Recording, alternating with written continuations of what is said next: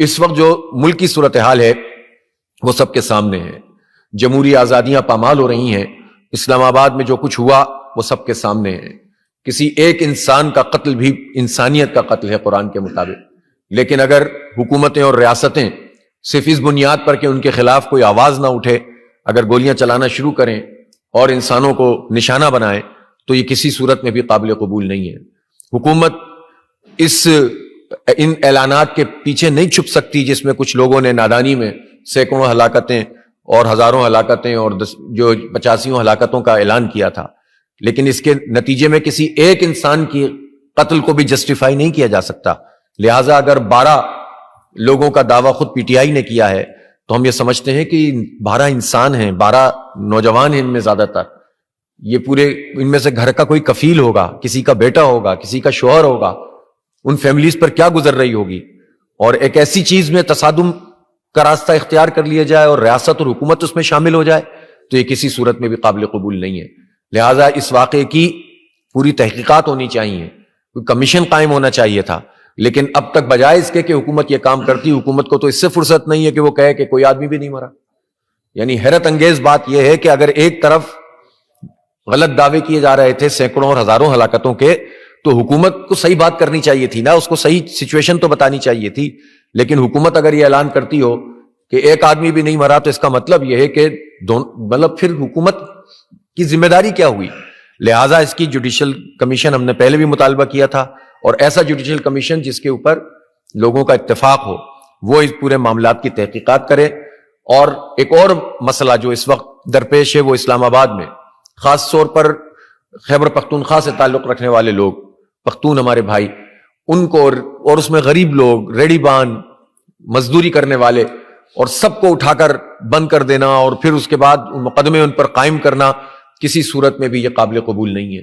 اس طرح کی چیزیں حکومت کر کے خود عوام کے درمیان تقسیم پیدا کر رہی ہے، جبکہ ہم یہ سمجھتے ہیں کہ عوام کو تقسیم نہیں ہونا چاہیے، عوام کو متحد ہونا چاہیے. عوام پنجاب کے ہوں یا بلوچستان کے، خیبر پختونخوا کے ہوں یا سندھ کے، سب کو اکٹھا ہو کر ان لوگوں کے خلاف برسر پیکار ہونا چاہیے جو ہمیں لڑواتے ہیں، جو ہمیں آپس میں تقسیم کرتے ہیں. اور آپس میں تو وہ بالکل ٹھیک ہوتے ہیں، حکومتیں تو سب یک ساری قوموں کے لوگوں پر مشتمل بناتے ہیں اور عوام کو یہ تقسیم کرتے ہیں. لہٰذا ایسی کوئی بھی سازش جس میں حکومت سر فہرست اپنا کردار ادا کر رہی ہے، مختلف اپنے ہتھ کنڈوں کے نتیجے میں ان سازشوں کو عوامی سطح پر ہی مسترد ہونا چاہیے.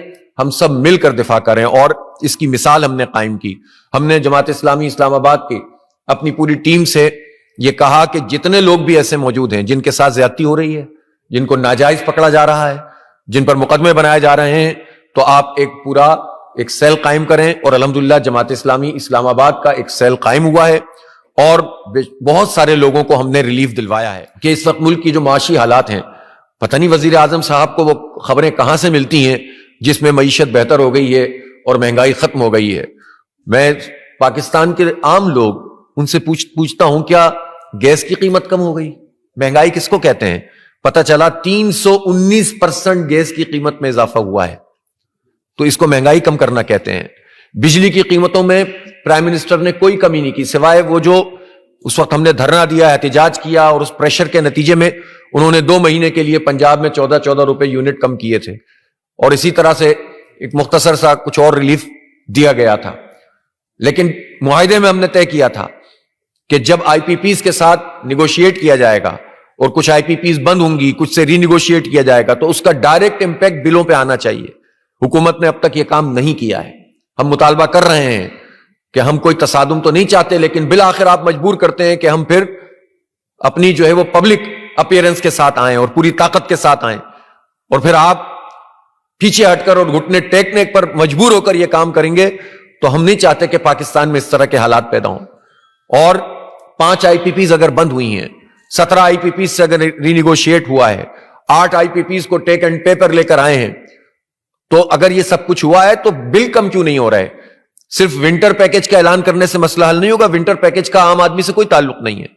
وہ ایک گورکھ دھندا ہے کہ آپ نے اگر پچھلے سال اس مہینے میں جتنے بجلی استعمال کی تھی تو اتنی بجلی استعمال کرنے میں تو کوئی ریلیف نہیں ہے. ہاں، اس سے زیادہ استعمال کریں گے تو جتنا زیادہ ہوگا اس کے 25% پہ وہ آپ کو ریلیف دیں گے. یہ بات تو آپ کو ابھی سمجھ میں بھی نہیں آئی ہوگی. تو اسی طرح کی باتیں کرتے ہیں جو سمجھ میں نہیں آتی، سمجھ میں بھی نہیں آتی اور اس کا فائدہ بھی نہیں ہوتا، صرف اشتہار مل جاتے ہیں اخباروں کو. بہرحال اخباروں کی چاندی ہوئی ہوئی ہے آج کل، اور اسی طرح سے میڈیا کے مالکان کے مزے آ رہے ہیں. ورکرز کے ساتھ جو بھی ہوتا رہے، مالکان کے تو مزے لگے ہوئے ہیں. اور حکومت ہمارے ہی ٹیکسوں کے پیسوں سے جھوٹ کی بنیاد پر اشتہارات دے رہی ہے، جھوٹ کی بنیاد پر میڈیا کو خریدنے کی کوشش کر رہی ہے. ایک طرف جو ہے وہ میڈیا کی آواز بند کرنے کی کوشش کرتے ہیں، اور دوسری طرف میڈیا کو اپنے ساتھ رشوت دے کر ملانے کی کوشش کرتے ہیں. یہ رشوت ہوتی ہے. ہمارے ٹیکسوں کے پیسے اس لیے نہیں ہے کہ آپ چند مالکان کو خوش کرنے کے لیے اپنی پسند کی خبریں چلائیں، چاہے اس کے کوئی بھی کانسیکوینسز ہیں. ہم سچ بات کریں گے، یہ میڈیا مالکان کیوں میڈیا ورکر کو سپورٹ نہیں کرتے؟ ان کی تنخواہیں کیوں نہیں بڑھتی؟ ان کو وقت پہ ادائیگیاں کیوں نہیں ہوتی؟ ان کے مسئلے کیوں نہیں حل ہوتے؟ لیکن حکومت کے لیے راگ الاپنے کے لیے یہ میڈیا مالکان آگے آگے ہوتے ہیں. اور اگر کوئی اس میں سے بعض امیر لوگ بات کرنا چاہتے ہیں جو میڈیا میں سے، تو ان کی آواز بھی بند کی جاتی ہے. ان کے پاس بھی فون آتے ہیں کہ یہ خبر چلے گی اور یہ نہیں چلے گی. تو اسے آمریت اور کسے کہتے ہیں؟ مارشل لا اور کسے کہتے ہیں؟ اس لیے ہم یہ سمجھتے ہیں کہ یہ آمریتیں نہیں چلیں گی اور لوگوں کو آزادی دینی پڑے گی، ورنہ معاملات اس طرح سے ٹھیک نہیں ہوتے ہیں. جمہوریت کا حال یہ کریں کہ فارم 47 کی بنیاد کے اوپر آپ لوگوں کو لا کر مسلط کر دیں، عوام کے مینڈیٹ کی توہین کریں، آپ اٹھنے والی ہر آواز کو بند کرنے کی کوشش کریں، آپ نوجوانوں کو غلط راستوں کی طرف جان بوجھ کر دھکیلیں اپنی پوری حکومتی طاقت کے ذریعے سے. جب جنون طریقے سے آپ ووٹ ڈالیں اور وہ کاؤنٹ نہ ہو اور ناجائز حکومت مسلط ہو جائے، جب آپ احتجاج کرنا چاہیں اور آپ کے راستے روک دیا جائیں، تو پھر لوگ کیا کریں گے؟ آپ دھکیلنا چاہتے ہیں انہیں ہتھیاروں کی طرف، آپ دھکیلنا چاہتے ہیں کہ وہ جمہوریت پہ سے ان کا اعتماد اٹھ جائے، تو پھر اس ملک میں کیا ہوگا؟ اس لیے یہ بہت سیریس بات ہے جس کو سمجھنے کی ضرورت ہے. ہم یہ سمجھتے ہیں کہ یہ میڈیا کے اوپر جو پابندیاں ہوتی ہیں وہ نہیں ہونی چاہیے. سوشل میڈیا کا حال یہ کر دیا ہے کہ انٹرنیٹ کبھی کام کرتا ہے، کبھی نہیں کرتا ہے. کتنا نقصان پاکستان کو ہوتا ہے جب یہ 2 گھنٹے کے لیے بھی انٹرنیٹ کو سلو کر دیتے ہیں. پوری دنیا سے یہ پریشر آ رہا ہے. ابھی پچھلے دنوں جو ہے جو سافٹ ویئر ہاؤس ایسوسی ایشن ہے پاشا، اس نے یہ بات کہی ہے کہ ہم شدید پریشانی میں ہیں. ہماری ایکسپورٹ جو ہم بہت تیزی سے بڑھا سکتے ہیں آئی ٹی کی، وہ کمپرومائز ہو رہی ہے، سودے نہیں ہو رہے ہیں. ایکسپورٹ کا کام کرنے والے پوری دنیا سے اور امپورٹ کا رابطے میں ہوتے ہیں، لیکن جب آپ پراپر طریقے سے کمیونیکیشن ہی نہیں کر سکیں گے، جو دنیا میں سب سے اہم چیز ہو گئی ہے اسی پر فائر والز لگائیں گے، اسی میں جو ہے وہ آپ روکنے کی کوشش کریں گے، تو پھر کس طرح سے پاکستان کی معیشت آگے بڑھے گی؟ یہ جھوٹے اشاریوں سے نہیں بڑھے گی جو وزیر اعظم فرماتے ہیں. یہ سٹے کی اسٹاک مارکیٹوں سے معیشت آگے نہیں جاتی، جس میں چند لوگوں کو کہہ دیا جاتا ہے کہ تاثر بنانے کے لیے ذرا سودے تو بڑھا دو. اس طرح سے معیشت آگے نہیں بڑھتی.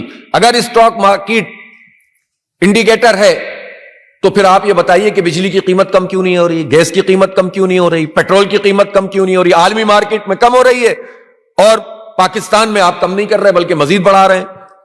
آلو، پیاز، سبزیوں کی قیمتیں بڑھ رہی ہیں. یہ کہاں پر مہنگائی کم ہو رہی ہے؟ پرائم منسٹر ذرا بتائیں تو صحیح. کبھی چلیں ہمارے ساتھ، کبھی نیچے بھی اتریے، آدمی بن جائیے. ایک شعر ہے، یہ میں نے اس کا مصرع کہا ہے. تو ہم ان سے ہی پوچھنا چاہتے ہیں کہ کہاں پر جو ہے مہنگائی کم ہو رہی ہے؟ ہر چیز کی قیمت بڑھ رہی ہے، اور مہنگائی اگر کم ہو رہی ہے تو ان کے بیانات میں کم ہو رہی ہے. لہذا ہم یہ سمجھتے ہیں کہ یہ جب تک آپ عام آدمی کو ریلیف نہیں دیں گے، انڈسٹری کو ریلیف نہیں دیں گے. 4 دفعہ کم از کم ہم نے وہ بیان سنے ہیں جو آرمی چیف صاحب تاجروں کے ساتھ اور انڈسٹریلسٹ کے ساتھ ملاقات میں کرتے ہیں کہ ہم 9 سینٹ کے اوپر لے آئیں گے. اول تو ہمیں یہ سمجھ میں نہیں آتا کہ جس کو بیان دینا چاہیے، ہر ایک کا اپنا ایک کام ہے، ہر ایک کی اپنی حدود ہیں جو آئین متعین کرتا ہے، اور سب کو ان حدود کا خیال کرنا چاہیے. لیکن وہ 9 سینٹ کی بجلی کہاں ہے؟ سسٹم کی بات سندھ میں چلتی ہے. جو سسٹم اس وقت چل رہا ہے پیپلز پارٹی کا، وہاں پر قبضوں کا سسٹم، بھتوں کا سسٹم، کرپشن کا سسٹم، ناجائز بھرتیوں کا سسٹم، وسائل کو لوٹنے کا سسٹم، وہ سسٹم کس نے وہاں پر لا کر بٹھایا ہے؟ وہ کون سے فارم 47 تھے؟ وہ کہاں سے ایشو ہوئے تھے؟ سب کو نہیں معلوم کہ اس وقت پیپلز پارٹی اسٹیبلشمنٹ کی اے ٹیم ہے، بی ٹیم نہیں ہے، اے ٹیم ہے. یہ نورا کشتی کرتے ہیں. یہ نون لیگ اور پیپلز پارٹی یہ اسی طرح 5 سال گزار دیتے ہیں، آپس میں لڑتے رہیں گے. جب 26ویں ترمیم آئے گی تو کیا مسٹر اور کیا مولانا سب ایک ہو جاتے ہیں، بعد میں لڑتے ہوئے نظر آتے ہیں. کیا بلاول اور کیا نواز شریف سب ایک ہوتے ہیں. ایکسٹینشن کا معاملہ ہو تو آپ ایک ہوتے ہیں، اپنی مرضی کے ایکٹ پاس کرانے ہو سب ایک ہوتے ہیں. سب مل کر جو ہے وہ یہ سارے کام کر رہے ہوتے ہیں اور نورا کشتی لڑتے رہتے ہیں. تو پورا صوبہ سندھ جو ہے اس کو پورا سسٹم چل رہا ہے، پیپلز پارٹی کا سسٹم چل رہا ہے، قبضے کا سسٹم چل رہا ہے. تو صرف اعلانات سے مسئلہ حل نہیں ہوتا اور یہ جعلی قسم کے لوگوں کو لا کر بٹھانے سے مسئلہ حل نہیں ہوتا. سود تو ایلیمینیٹ ہونا چاہیے. آئین میں لکھا ہوا ہے, قانون میں لکھا ہوا ہے, سپریم کورٹ کے فیصلے میں وفاقی شرعی عدالت نے فیصلہ کر دیا ہے کہ لیکن اس کے مطابق جس طرح سے اس کی شرح کو کم ہونا چاہیے اس ریٹ پر کم نہیں ہو رہی. فوری طور پر سنگل ڈیجٹ کر کے مزید اس کو کم کر کے ایلیمینیٹ کیا جائے, زیرو کیا جائے. اس کے بغیر معیشت چل نہیں سکتی. تو لیکن آپ یہ دیکھیں کہ حکومت صرف اعلانات کر رہی ہے, تو ریلیف ملنا چاہیے.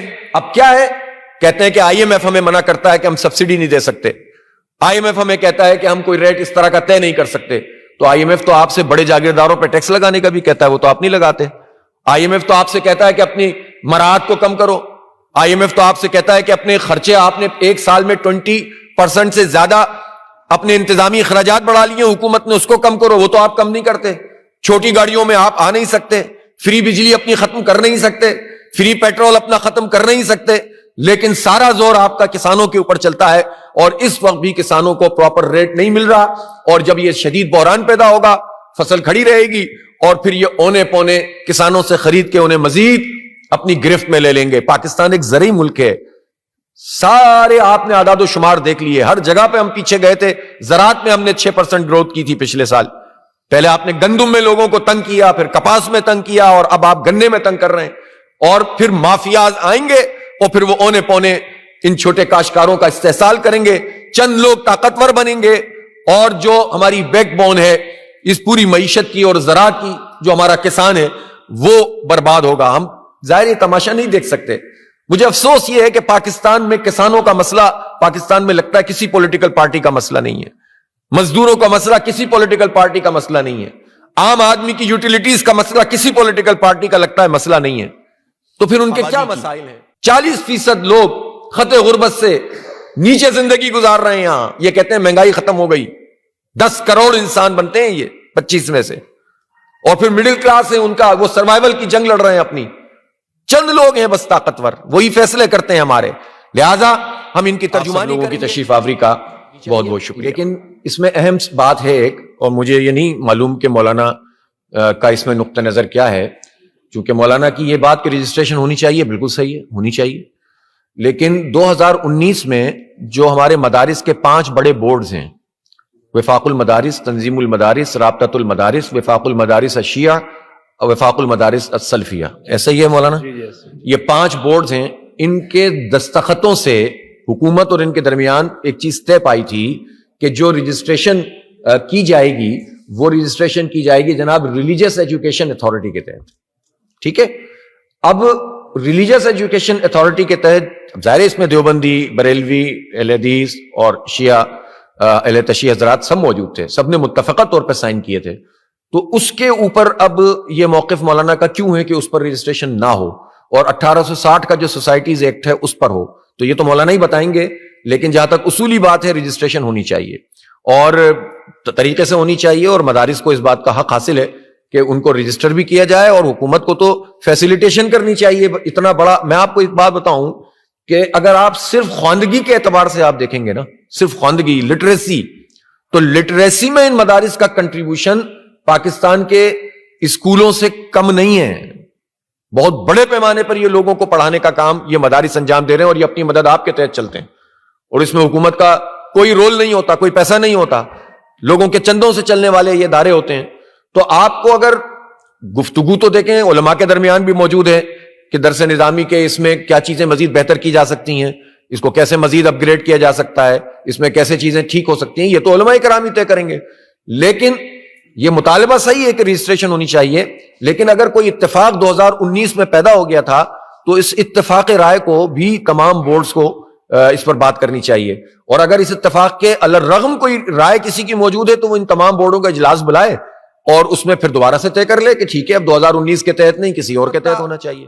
26ویں آئینی ترمیم تو ہم, اور اس پورے عرصے میں جو کچھ بھی ہوا ہے, ظاہر ہے کہ پی ڈی ایم کا ہی یہ کارنامہ تھا, اور پی ڈی ایم کا حصہ مولانا نہ صرف تھے بلکہ 26ویں ترمیم میں نظر آیا کہ بڑا ایکٹیو پارٹ تھے, اور پی ڈی ایم نے ہی 26ویں ترمیم منظور کروائی تھی. تو ان تجربوں سے اب سب کو پتہ چل جانا چاہیے کہ حکومتیں کس طرح سے چیزوں کو کرتی ہیں اور استعمال کرتی ہیں, اور پھر اس کے بعد کس طرح سے بیہیو کرتی ہیں. اس میں سب کے لیے بڑی لرننگ ہے, سیکھنے کا موقع ہے. اور جس کو جتنا اچھا سیکھنا آتا ہے اس کو سیکھنا چاہیے. جماعت اسلامی ایک ذمہ دار جماعت ہے. ہمیں صرف سیاست برائے سیاست نہیں کرنی ہوتی, احتجاج برائے احتجاج نہیں کرنا ہوتا. جب ہم نے دیکھا کہ 5 IPPs بند ہو گئی, جب ہم نے دیکھا کہ اس کا کچھ نہ کچھ ریفلیکشن, چاہے انہوں نے محدود طریقے سے کیا لیکن کیا, جب ہم نے دیکھا کہ مزید 18 سے بات چل رہی ہے, پھر 8 سے چل رہی ہے, تو ہم تو اس وقت ہوتے نا جب ہم خاموشی سے بیٹھ جاتے. پاکستان میں کس میں اتنی ہمت ہے جو یہ بات کرے؟ میں نے یہ کہا کہ فوجی فاؤنڈیشن کے تحت جو 5 IPPs ہیں ان سے بھی رینیگوشیٹ ہونا چاہیے, آج بھی کہہ رہا ہوں, اور اس کا اثر پھر پاکستان کے عوام کو ملنا چاہیے. تو ہم مسلسل اس کا فالو اپ کر رہے ہیں. البتہ جو احتجاج کا موڈ ہے اس پر ہم نے اس لیے کیا تھا کہ حکومت ہم سے کہا کہ ہم صحیح ٹریک پر آ گئے ہیں, ہم نے IPP سے رینیگوشیٹ شروع کر دیا ہے, تو ابھی ہم جو ہے وہ آپ کو رزلٹ دیں گے. یہ رزلٹ آ جاتا ہے تو ٹھیک ہے, نہیں آتا تو کتنی دیر کی بات ہے احتجاج کرنا. اور جماعت اسلامی تو اس طرح کی پارٹی بھی نہیں ہے کہ جس کے متعلق یہ کہے کہ جب ہم کال دیں گے تو پیچھے ہٹ جائیں گے, پھر تو ان کو فیس کرنا پڑے گا. تو اس کی پوری تیاری ہماری ہے, لیکن اس دوران بھی ہم بیٹھے نہیں ہیں. ہم نے اپنے اس پورے ایجنڈے کے مطابق اپنے آپ کو ری اسٹرکچر کیا ہے, ری آرگنائز کیا ہے, ممبرشپ کی ہے, اب عوامی کمیٹیاں بنا رہے ہیں. تو ایسے تھوڑی بنا رہے ہیں, یہ گھر میں رہنے کے لیے تو نہیں بنا رہے نا, یہ تو کچھ کرنے کے لیے بنا رہے ہیں. تو آنے والے دنوں میں انشاءاللہ آپ کو جماعت اسلامی اس سے زیادہ قوت سے نظر آئے گی, اللہ نے چاہا, کہ جو آپ نے پہلے دیکھا تھا.